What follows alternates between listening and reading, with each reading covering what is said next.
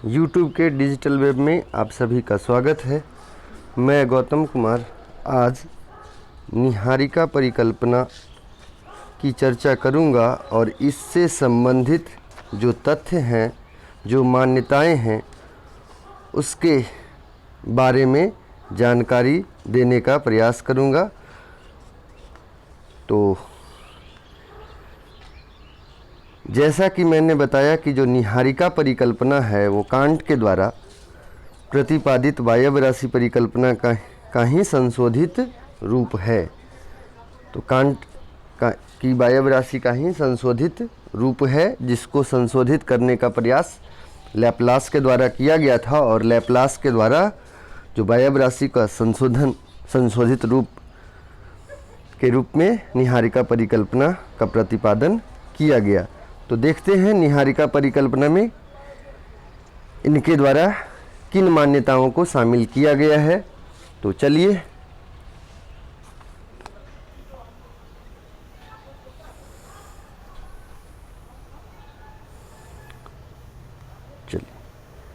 Laplace की निहारिका परिकल्पना, nebular hypothesis of Laplace.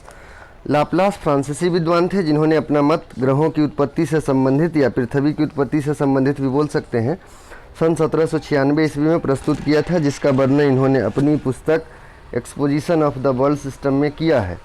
Laplace की निहारिका परिकल्पना का आधार कांट की वायव राशि की आलोचना को माना जाता है। तो जैसा कि मैं बता चुका हूँ कि जो निहारिका परिकल्पना का आधार है वो कांट की वायव राशि की आलोचना ही है, क्योंकि इन्होंने अपनी परिकल्पना में कांट की परिकल्पना में विद्यमान दोषों को दूर करने का प्रयास किया। यानी लाप्लास के द्वारा कांट की परिकल्पना में जो अशुद्धियाँ थी उसको दूर करने का प्रयास किया गया है।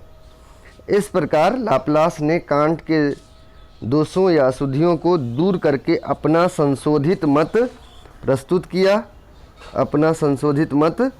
किया है। तो याद रखिएगा कि लैप्लास ने कांट के दोषों या अशुद्धियों को दूर करके अपना संशोधित मत प्रस्तुत किया। कांट के दोषों एवं आलोचना को दूर करने के लिए लाप्लास ने कुछ कल्पना की है, कुछ मान्यताएं रखी है, और यही कल्पना और मान्यता आगे चलकर पृथ्वी की उत्पत्ति से संबंधित संकल्पना का आधार बनता है। तो आगे देखते हैं लाप्लास की परिकल्पना या मान्यताएं। सबसे पहली जो समस्या थी वायव राशि में वो थी तापमान को लेकर के, है ना। तापमान की समस्या की निहारिका में तापमान कहाँ से आया, क्योंकि कांट के द्वारा तो यह बता दिया गया था कि प्रीमोर्डियल मैटर, आर्द्र पदार्थ जो है प्रारंभ से ही ब्रह्मांड में विद्यमान थे। लेकिन वो कैसी अवस्था में, तो वो शीतल अवस्था में थी, ठोस अवस्था में थी, ठीक है, शीतल एवं ठोस अवस्था में थी। और आपसी टकराव के कारण, कणों के टकराव के कारण क्या हुआ था, उसके ताप में वृद्धि हुआ था। इसके बाद उसी से उसमें गति भी उत्पन्न हुआ था और बाद में उसका आकार बढ़ता गया। आकार बढ़ने के साथ साथ उसमें क्या है, उसकी गति भी निरंतर बढ़ती गई है। तो सबसे पहला समस्या वहाँ पे ताप की समस्या थी। तो निहारिका परिकल्पना में ताप की समस्या का समाधान करने के लिए, ताप की समस्या को दूर करने के लिए, इसकी आलोचना से बचने के लिए लाप्लास द्वारा यह मान लिया गया कि ब्रह्मांड में प्रारंभ से ही, यानी पहले से ही एक तप्त निहारिका यानी हॉट नेबुला विद्यमान थी। तो पहली समस्या का समाधान यहीं पे हो जाता है, तापमान की समस्या का समाधान यहीं पे हो जाता है, क्योंकि लाप्लास के द्वारा यह मान लिया जाता है कि जो ब्रह्मांड है इसमें पहले से ही तप्त निहारिका हॉट नेबुला विद्यमान थी। चलिए नेक्स्ट, दूसरी बात, अब गतिशीलता का भी प्रश्न आता है। तो प्रारंभ से विद्यमान निहारिका प्रारंभिक अवस्था से ही गतिशील थी। देखिए दूसरी जो समस्या थी वो गति की थी।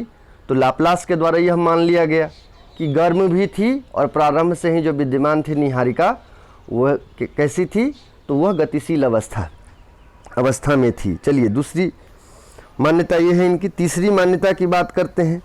इनके द्वारा यह बताया जाता है कि निहारिका निरंतर शीतल होकर ठंडा होकर आकार में सिकुड़ती चली गई, जिसके कारण इनका आकार छोटा होता गया।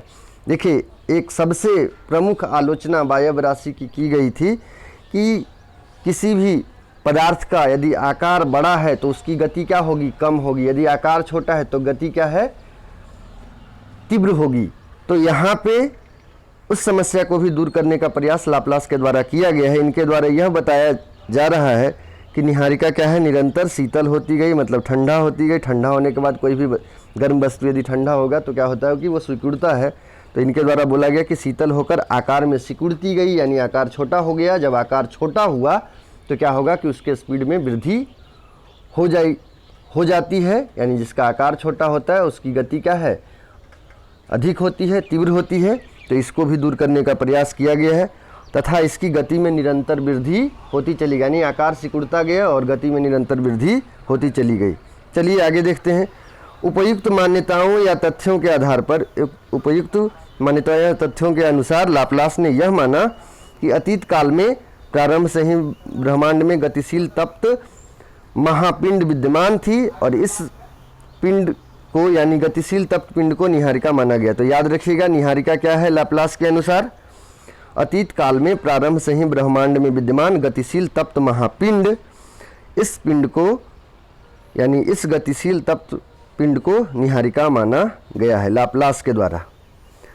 निहारिका की गति के कारण, देखिए गति के कारण विकिरण द्वारा, रेडिएशन द्वारा उष्मा का ह्रास होने लगा है, यानी कार्य होता है तो क्या होता है, ऊर्जा खत्म होती है। तो यहाँ पे ये बात करते हैं कि गति, निहारिका की गति के कारण विकिरण द्वारा, यानी रेडिएशन के द्वारा उष्मा का ह्रास होने लगा, जिसके परिणाम स्वरूप जो इसका बाहरी भाग था, निहारिका का जो बाहरी भाग था, गर्म पिंड का जो बाहरी भाग था, वो वायुमंडल के संपर्क में आया और वायुमंडल के संपर्क में आने के कारण क्या है, वो ठंडा होना प्रारंभ हुआ, शीतल होना प्रारंभ हो गया। तो देखिए यहीं पे ये बात करते हैं कि इसका बाहरी भाग,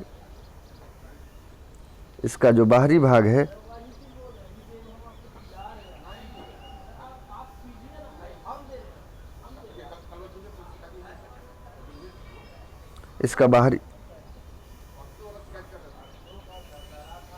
इसका बाहरी भाग शीतल एवं ठंडा होना प्रारंभ हो गया।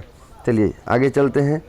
निहारिका के निरंतर शीतल या ठंडा होने के कारण इसमें संकुचन होने लगा, परिणामतः निहारिका के आयतन तथा आकार में ह्रास होना प्रारंभ हुआ। देखिए सारी समस्याओं को दूर करने का प्रयास इनके द्वारा किया गया। नेक्स्ट, आयतन में कमी के कारण निहारिका की गति में निरंतर वृद्धि होने लगी। आकार छोटा हुआ, आयतन में कमी हुआ तो गति में वृद्धि होना शुरू हुआ। नेक्स्ट,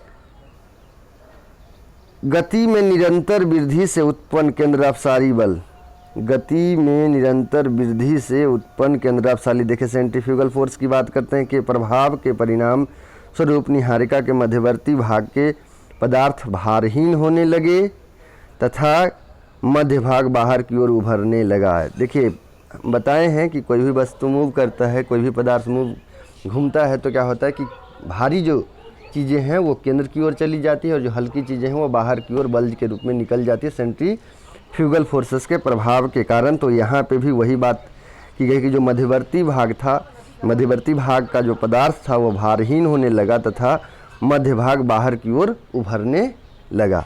आगे बात करते हैं, जबकि बाहरी भाग के निरंतर शीतल होने के कारण, देखिए जबकि बाहरी भाग, ठीक है, आउटर लेयर के निरंतर शीतल होने के कारण अत्यधिक सघन हो गया, जो ठंडा हो गया तो यह सघन हो गया, डेंस हो गया और यह निचले भाग का साथ भ्रमण या घूर्णन नहीं कर सका, यानी केंद्रीय भाग बाहरी भाग के साथ भ्रमण या घूर्णन नहीं कर सका और ऊपरी भाग के निरंतर सिकुड़ने एवं ठंडा होने की प्रक्रिया के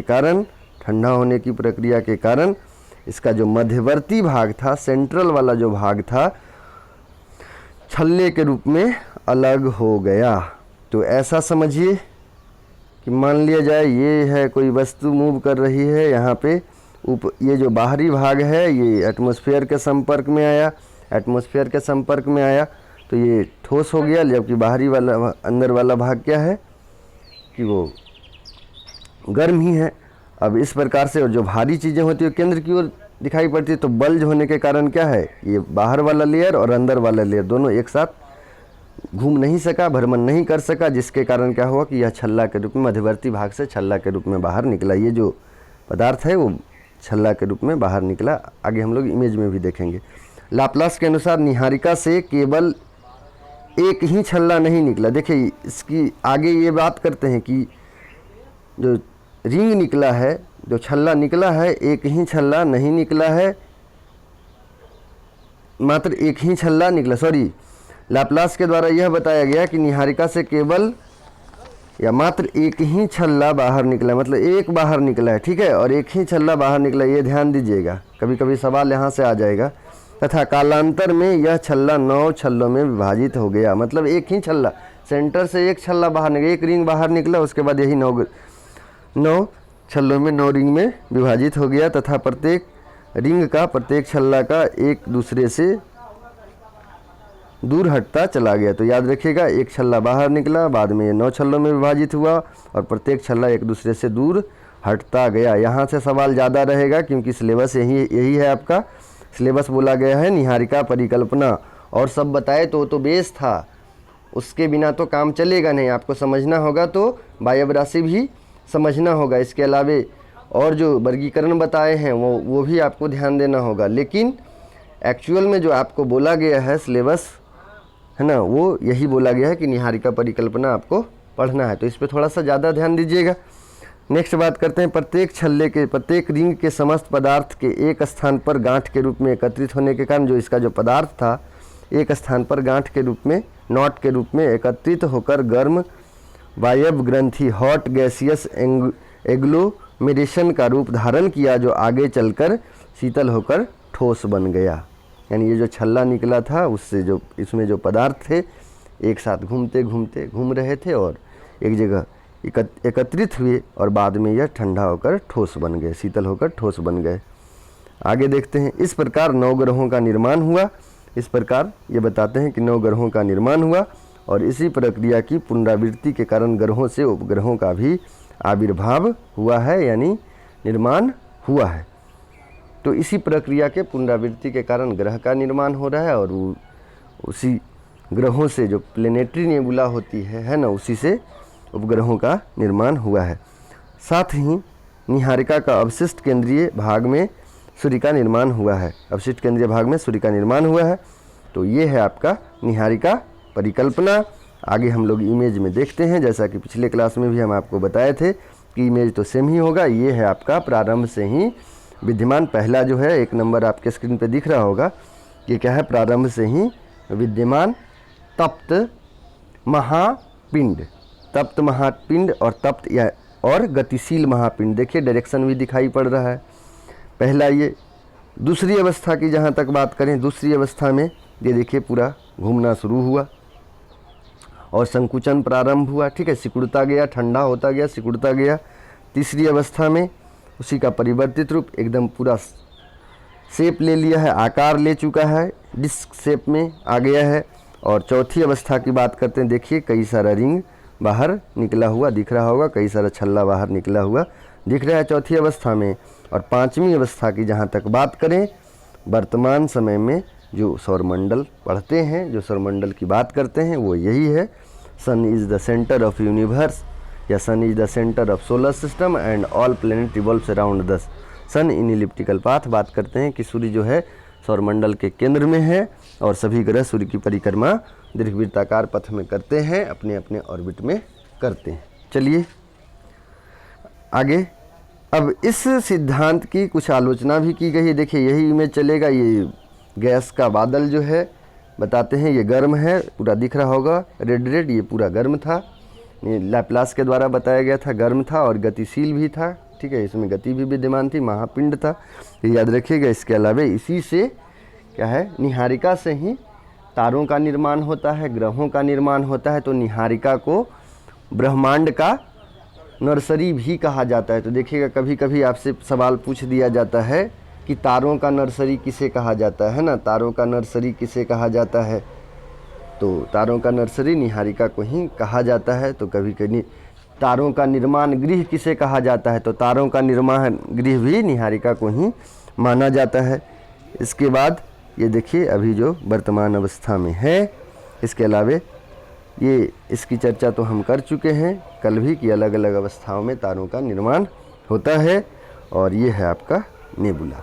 चलिए अब लाप्लास के द्वारा जो निहारिका परिकल्पना दी गई है, क्या यह पूर्ण रूप से सार्थक है, इसकी भी आलोचना की गई है। तो प्रारंभिक समय में ऐसा देखा जाता है कि लैप्लास के सिद्धांत को, लैप्लास की परिकल्पना को काफ़ी सराहना की गई थी, लेकिन सैद्धांतिक रूप से तथ्यात्मक आलोचना भी इनकी की गई है। तो चलिए आलोचना को देखते हैं।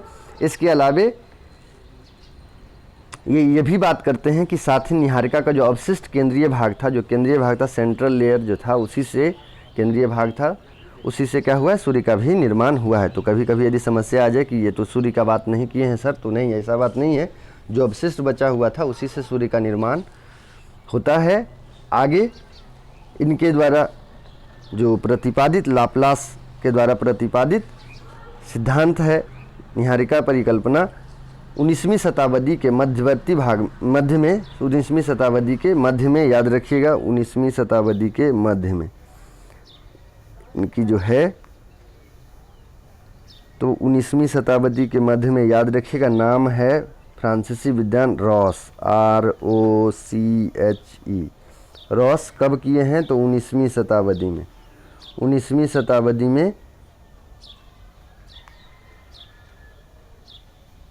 19वीं शताब्दी में संशोधन करते हैं, परिकल्पना में संशोधन। तो कभी कभी ये भी सवाल रहता है, रॉस ने संशोधन किया है, तो याद रखिएगा संशोधन किसने किया है, रॉस के द्वारा किया गया। तो लिख लेते हैं संशोधन, संशोधन कौन करते हैं, ROCHE, रॉस के द्वारा किया गया था। और रॉस कहाँ के थे, रास कहाँ के हैं, तो ये फ्रांसीसी हैं, याद रखिएगा फ्रांस के हैं। चलिए आगे हम लोग चलते हैं।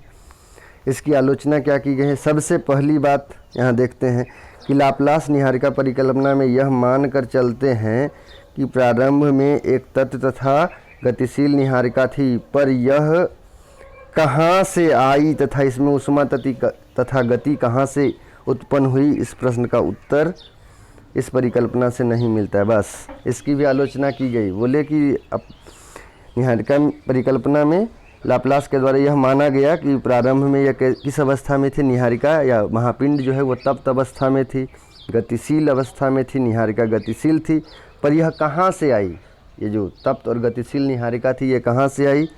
इसके अलावे इसमें उष्मा की उत्पत्ति किस प्रकार से हुई, इसके अलावे गति कहाँ से आई, तो इस प्रश्न का उत्तर नहीं दिया जाता है, अनुत्तरित है, तो इसकी आलोचना की गई है। नेक्स्ट दूसरी आलोचना क्या है, यदि सूर्य भी निहारिका का ही भाग है। इनके द्वारा बोला गया था कि अवशिष्ट पदार्थ जो बचा था उसी से सूर्य का निर्माण होता है, तो यदि निहारिका का ही एक भाग है तो तरल अवस्था में होने के कारण इसके बीच में उभार होना चाहिए, सूर्य की तरल अवस्था में होने के कारण इसके बीच में उभार होना चाहिए, ठीक है, बल्ज होना चाहिए, जिससे यह पता चलता या मालूम होता कि एक नवीन छल्ला पृथक होकर बाहर निकलने वाला है, पर ऐसा प्रतीत नहीं होता। यानी अभी भी सूर्य से ऐसा होना चाहिए था, केंद्रीय भाग से ऐसा होना चाहिए था, और चूँकि बोलते हैं कि निहारिका, सूर्य भी निहारिका का ही भाग है, तो तरल अवस्था में होने का कारण क्या है, इसमें भी उभार दिखना चाहिए था, जिससे कि अभी भी पता चलते नवीन कि एक नया छल्ला निकलने वाला, रिंग निकलने वाला है, लेकिन ऐसा कुछ प्रतीत नहीं होता है। तो दूसरी आलोचना इनकी ये की जाती है। तीसरी बात करते हैं, तीसरी आलोचना, यह परिकल्पना यह बताने में भी असमर्थ है। क्या बताने में असमर्थ है कि आंतरिक ग्रह एवं बाह्य ग्रह का अलग अलग भिन्न भिन्न पदार्थ से मिलकर क्यों बने। यानी देखिए आगे जब सोलर सिस्टम में हम लोग पढ़ते हैं तो दो प्रकार के ग्रह की बात करते हैं, एक आंतरिक ग्रह की बात करते हैं और एक बाह्य ग्रह की बात करते हैं, इनर प्लेनेट की बात करते हैं, आउटर प्लेनेट की बात करते हैं। इनर प्लेनेट किस प्रकार से बना है, तो चट्टानों से बने हैं, these are smaller in size, है ना, they are made up from rocks. यानी जो आंतरिक ग्रह है वो क्या है, चट्टान से बने हैं, इनका आकार छोटा होता है। इसके अलावा बाह्य ग्रह की बात करते हैं तो बाह्य ग्रह गैस से बने होते हैं, इसका आकार बड़ा होता है, सूर्य से दूर स्थित होते हैं। तो यदि एक ही चीज़ से बना है तो यहाँ पे अलग अलग जो ग्रह हैं वो अलग अलग श्रेणी में हैं। बाह्य ग्रह और आंतरिक ग्रह भिन्न भिन्न पदार्थ से क्यों बने हैं।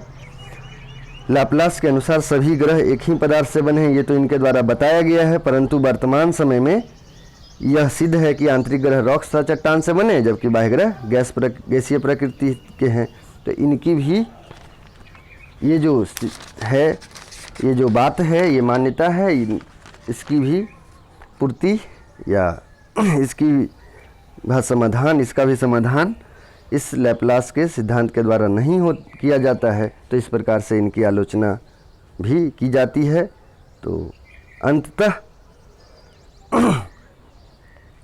यह सिद्धांत भी, निहारिका परिकल्पना भी ग्रहों की उत्पत्ति से संबंधित जानकारी प्राप्त करने में मदद करता है। हालांकि इसकी कुछ आलोचना होती है, तो कहीं न कहीं आलोचना के पश्चात भी इसका महत्व अभी भी बना हुआ है और यह एक महत्वपूर्ण परिकल्पना के रूप में जाना जाता है और पृथ्वी की उत्पत्ति या ग्रहों की उत्पत्ति से संबंधित जानकारी प्राप्त करने में मदद करता है, सहायता प्रदान करता है। तो आशा करते हैं कि जो भी मैंने बताया है वो आपको समझ में आया होगा, और यदि नहीं समझ में आता है तो आप कमेंट कर सकते हैं, ठीक है, आप सवाल पूछ सकते हैं।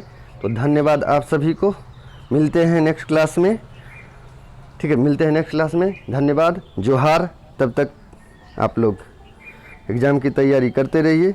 धन्यवाद।